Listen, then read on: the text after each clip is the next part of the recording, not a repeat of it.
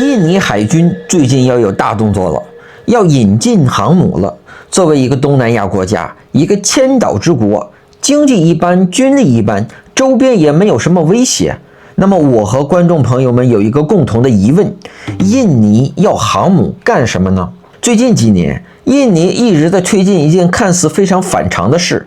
借钱贷款砸重金，从意大利买下一艘已经服役40年的老旧轻型航母，并且还要花费数亿美元重新改装、重新升级、重新打造配套的舰载机体系。很多人第一反应都是图什么？泰国早就有了航母，结果养不起，常年趴窝，基本上算是废了。印尼的军费比泰国高不了多少，国家岛屿分散，民生压力大，基础建设到处都缺钱，那么为什么非要硬着头皮上航母呢？还有人嘲讽14000吨的小破船，40年的老船壳，没有五代机，没有固定翼预警机，没有制空能力，说白了就是个大号的两栖舰，根本打不了现代海战，完全是面子工程。但今天我要告诉你，如果你只从能不能打仗、能不能打海战的角度去看印尼这艘航母，你永远看不懂印尼的真实战略。印尼要航母根本不是为了跟大国硬碰硬的决战，它的真正价值全部藏在海洋管控、地缘咽喉、国家定位、海军转型、外交博弈这几大维度里面。这期视频我们要彻底讲清楚这艘意大利老航母到底什么水平，真正的战斗力到底有多强，短板在哪里。最重要的是，印尼明明养起来很累，为什么不惜代价非要拥有自己的正规航母呢？首先，我们先把船本身讲清楚，不吹不黑，把底子扒干净。印尼这次引进的航母原名叫朱塞佩·加里波蒂号，舷号 C551，是意大利海军第一艘自主建造的轻型航母。1981年开工，1985年服役，2024年正式退役，整整服役40年。很多人以为印尼捡了便宜，或者以为意大利是免费赠送，其实不然。对于意大利来说，这艘老航母已经完全不符合现代海军的需求，继续留着没用，拆解还要花钱花时间。拆解这艘航母需要近2000万欧元的成本，还要2年工期，纯亏本。所以意大利的最优解就是以大约4.5亿美元的打包优惠价格卖给印尼，这样一来自己省去拆解费用，同时这艘老船锁住了印尼未来20年的舰艇维护、改装升级、零配件供应、军工合作，相当于用一艘报废老船换了长期稳定的东南亚军火市场。我们来看看这艘航母的硬参数，你就能明白它的定位。这艘航母全长180.2米，舰宽30.4米，满载排水量约为1.38万吨，是全世界最小的正规 Star Wars 短距垂直起降航母。舰首带有4度滑跃甲板，专门用来适配垂直起降战机起飞。动力系统是4台燃气轮机，最大航速30节，20节经济航速下续航7000海里。这个续航能力非常关键，意味着它可以全程不靠岸，横穿南海，覆盖整个印尼海域，进出印度洋，具备真正的远洋持续部署能力。在当年的设计定位里，它不是主力决战航母，而是地中海反潜航母、舰队护航航母、区域巡逻航母。原版的配置下，它可以搭载16架 AV-8B 钥匙垂直起降战机，或者18架反潜直升机，自带海麻雀近防导弹、近程炮、反潜鱼雷、反舰导弹，在80年代、90年代算是一艘合格的多功能轻型航母。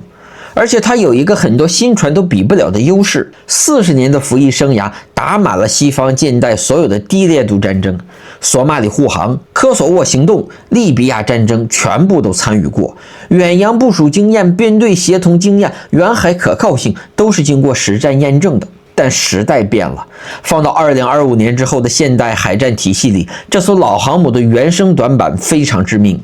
也正是因为如此，印尼做出了一个极其清醒、极其务实的决定，彻底放弃老旧的 AV-8B 战机，不搞任何固定翼载人战机，直接把这艘老航母魔改成无人机加直升机专用的新概念轻型航母。这也是全世界第一个以二手航母为基础，全面转型舰载无人机作战体系的国家方案。首先是它的核心战力，舰载无人机体系。印尼已经和土耳其敲定了协议，引进60架 TB3 大型舰载察打一体无人机，未来还要在印尼本土建厂组装，实现本土化生产。TB3 无人机最大航程3000公里，具备全天候侦察、精确对地打击、轻型反舰打击能力，可以挂载精确制导炸弹、空对地导弹、轻型反舰弹药。这艘14000吨的航母，常态化可搭载10到15架 TB3 察打一体无人机，配合多架直升机编队。这意味着什么呢？意味着这艘航母不需要昂贵的飞行员，不需要复杂的固定翼起降流程，不需要高昂的维护成本，可以实现全天候、无间断、大批量、长航程的海上侦察和打击。在南海南部、巽他海峡、龙目海峡这片区域，绝大多数的海上冲突、海上纠纷、非法入侵、非法捕捞、海上走私、海盗活动，全部都是低烈度对抗。对付这些场景，传统的舰载战斗机不仅太贵，而且大材小用，而无人机集群的优势直接拉满，续航长、数量多、持续存在，不怕损耗，可以24小时挂弹巡航，随时对海上目标进行驱离、监视、打击。其次是它的第二个核心能力：大规模反潜、搜救、两栖投送能力。印尼专门拨款5.5亿美元，采购一整套舰载直升机体系，包含反潜直升机、通用运输直升机、医疗救援直升机。航母宽大甲板可以同时起降多架直升机，常态化搭载半径300公里的海上反潜圈，有效控制周边潜艇活动，防止他国潜艇潜入印尼专属经济区潜伏、侦察、渗透。同时，对于印尼这种17000个岛屿的国家，直升机快速投送兵力、物资、救援力量是战略级的能力。很多偏远小岛没有机场、没有港口、没有公路，一旦出现问题，军舰跑过去要几天，而航母直升机可以几十分钟之内直达现场。第三大能力是很多人忽略的远洋舰队指挥中枢。讲完战力，我们再从客观角度来讲讲它的致命短板。第一就是吨位太小，上限太低，完全不具备高强度的海战能力。尤其是印尼放弃了垂直起降的 AV-8B 战机之后，14000吨的体量，载机量有限，没有固定翼预警机，没有高空高速制空战机，无人机再强也无法争夺制空权。一旦面对正规的舰载战斗机编队，这艘航母只能规避，无法正面对抗。第二是舰体极度老化，40年的老壳体，结构疲劳，管线老化，设备老旧，剩余寿命只有15到20年。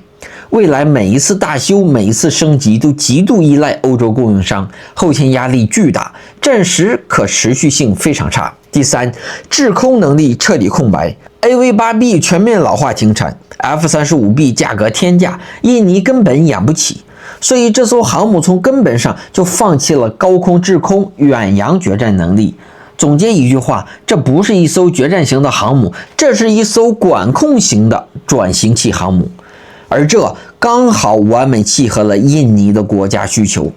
所以我们回到最初的问题，印尼到底为什么非要航母？其实存在着6大深层的战略目的。第一个目的就是解决了全世界最无解的国土管控难题。很多人对印尼的国土没有概念，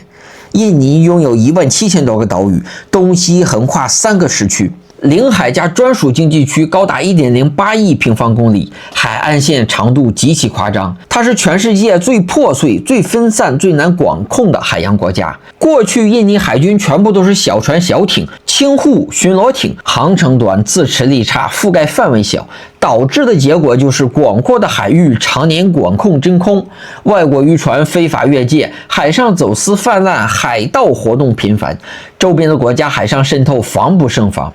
偏远岛礁出事，海军几天才能赶到，黄花菜都凉了。航母的出现直接补齐了这个短板。无人机加直升机的全域快速覆盖能力，让印尼第一次拥有了实时海域存在、快速应急响应、全域态势监控的国家级海洋管控能力。对于普通国家，航母是打仗武器；对于印尼，航母是国土的治理工具。第二个目的，锁住全球顶级的海上咽喉，争夺海洋话语权。印尼的地缘位置堪称老天爷赏饭吃，也堪称全世界最要害的海上十字路口。马六甲海峡南段、巽他海峡、龙目海峡3条全球顶级航运要道全部都被印尼牢牢把控。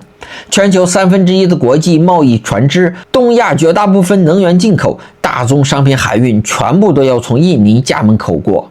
以前印尼只能是被动的看着，没有远洋力量，没有海上威慑能力，只能靠岸基雷达看着海峡，毫无干预能力。但如果有了航母之后，性质就完全变了。航母可以常态化的进驻巽他海峡、龙目海峡周边部署，随时可以对关键航道进行巡航、监控、威慑、紧急处置。和平时期，这是航道管控能力；危机时期，这是地缘博弈筹码。印尼终于从一个海峡路过国变成了海峡掌控国。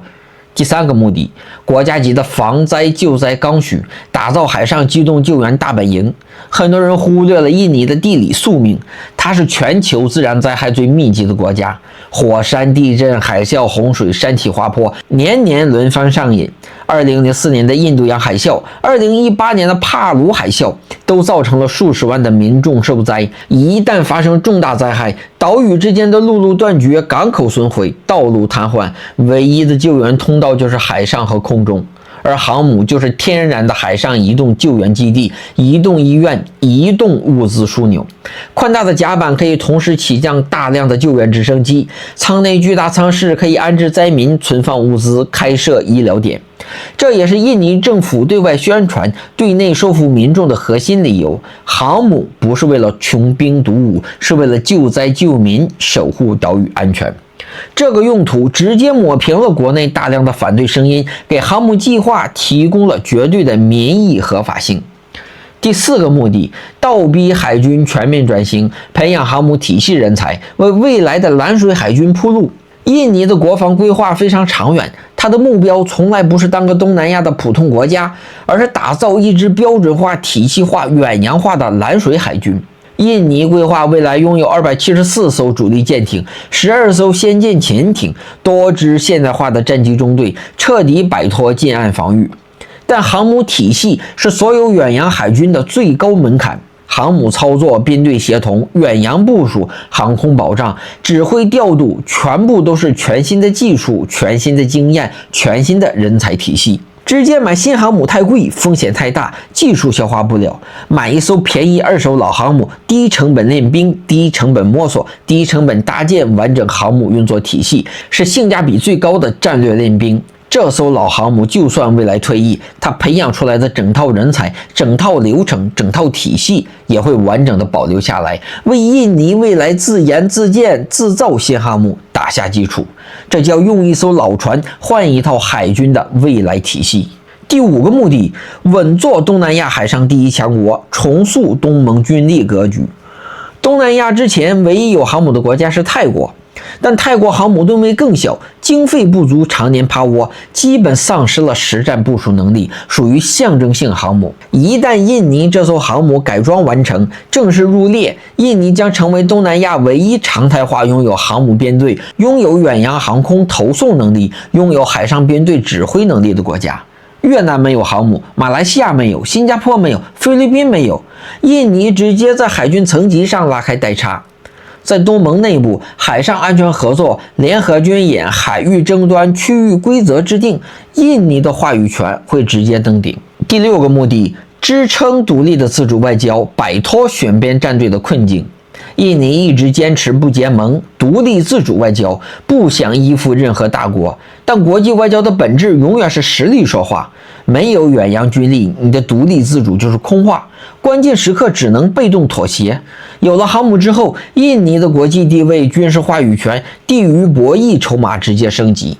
它可以和欧洲合作航母改装，和土耳其合作无人机，和周边国家合作海上安全，和大国保持平衡外交。手里有剑，外交不慌；海上有力量，谈判有底气。讲到这里，很多人应该已经彻底明白，印尼要航母真的不是为了面子，它是一艘性价比极高的二手老船，一次性解决国土管控、海峡博弈、灾害救援、海军转型、外交地位这5大国家级的战略问题。当然，我们最后还是要客观正视印尼航母计划的巨大隐患和现实困境。首先是财政压力极大。航母的改装升级、配套设备、无人机、直升机、人员培训、常年维护，全部都是无底洞。大量资金依靠贷款，长期挤占民生预算，未来很容易出现买得起养不起的尴尬局面。其次，军工体系薄弱，印尼没有成熟的造船工业，没有完整的军工产业链，核心设备、核心维护、核心技术全部依赖国外，战时后勤极其脆弱。最后，战力天花板极低。这艘船从设计之初就不是为了打高强度的海战，未来也不可能承担远洋决战任务，所以它的定位永远只是海域管控、战略象征、体系练兵。有道理。综合所有信息，我们可以给出最终的总结：印尼引进这艘老旧的轻型航母，不是盲目的军备竞赛，不是面子工程，而是一次极其清醒、极其务实、极具长远战略眼光的海军升级。未来10几年，这艘服役40年的老航母只会优化印尼自身的海上管控体系，提升本国海洋权益守护和应急处置能力。它彻底摒弃了不切实际的远洋争霸、大国对立幻想，完全立足于自身国情与海洋治理刚需，借助低成本的二手航母平台，补齐了自身海域管控的核心短板，顺利地完成了从近岸巡逻型海军向具备中远海活动能力的海军的阶段性升级。但我们必须清醒地认知，这艘老旧航母的价值仅局限于解决印尼国内海量岛屿、广阔海域的治理与安防难题，根本不具备支撑印尼跻身地区军事强国的能力，难以成为改变区域力量平衡的核心力量。最后，对于印尼引进航母，您是抱有什么样的看法呢？评论区里聊一聊，请订阅我，下期节目更精彩。